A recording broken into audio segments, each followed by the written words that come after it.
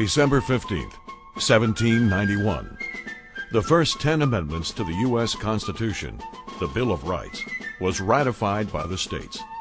The great American experiment was underway. The notion that people would govern themselves was unprecedented. There were no models, no examples to choose from. For the first time, men enacted into law human rights, not just government-given rights. The authors deemed those rights so important, they made a provision to protect those rights so they could never be taken away. The Second Amendment.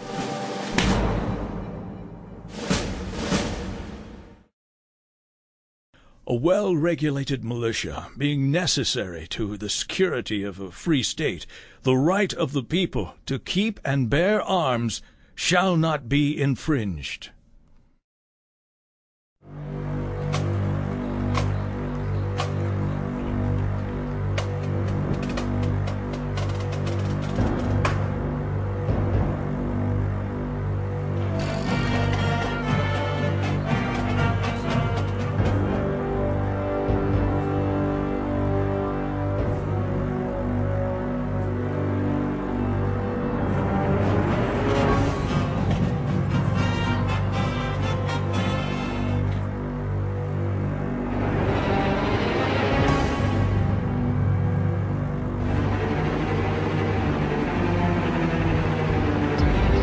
Time and time again, history replays itself. Unarmed civilizations fall prey to tyrannical leaders.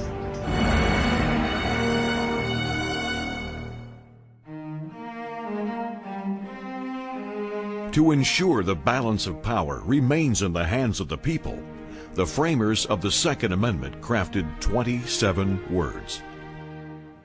One sentence. To succinctly and definitively protect our freedoms from controlling political groups, oppressive religious organizations, or from an abusive government.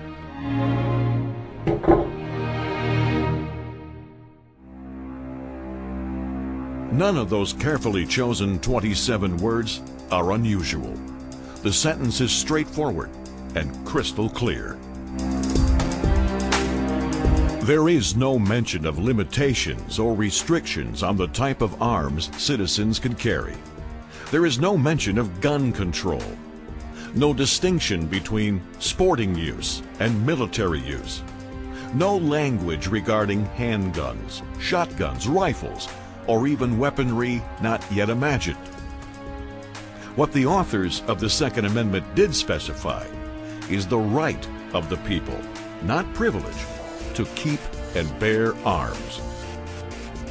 Yet, for more than 200 years, those 27 words and their intended meaning have been debated. What's the debate? We, the people, will decide. Here are 6 facts every American must know about the Second Amendment, often referred to as 2A.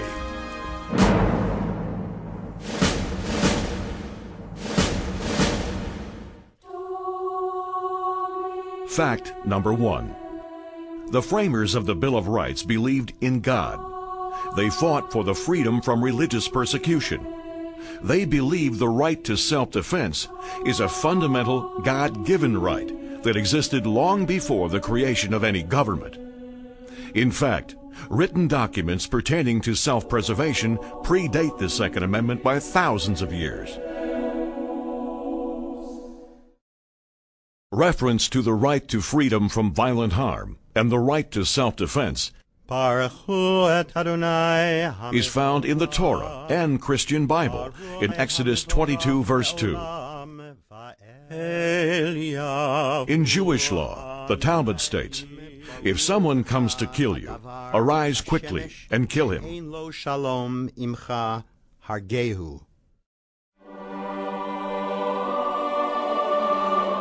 Roman Catholic doctrine has long asserted, someone who defends his life is not guilty of murder, even if he is forced to deal his aggressor a lethal blow. Protestant theologian Samuel Rutherford writes in his 1644 publication Lex Rex, "Because no king or civil power can take away nature's birthright of self-defense from any man or a community of men." Even the Declaration of Independence, written 15 years before the Second Amendment was ratified, clearly states, All human beings are endowed with certain unalienable rights, and that governments are created to protect those rights. So, what exactly is an unalienable right? A right that cannot be transferred or taken away.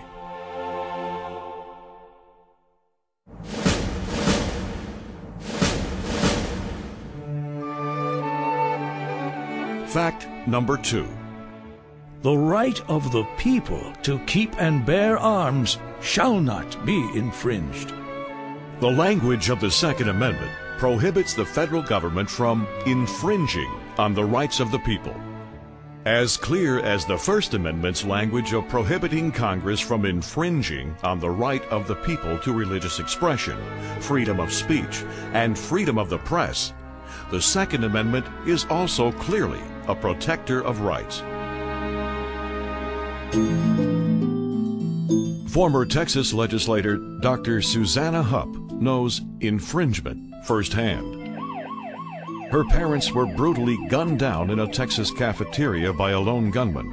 Reported subject shot 15 shots into The only thing that the gun laws did that day in Texas was keep people like me from being able to protect myself and my family. Due to a Texas state law prohibiting the carrying of firearms, the handgun that may have saved her parents' lives remained in her car. As odd as this may sound to you, I wasn't angry at the madman that did this, but I was mad as hell at my legislators because they had legislated me out of the right to protect myself and my family.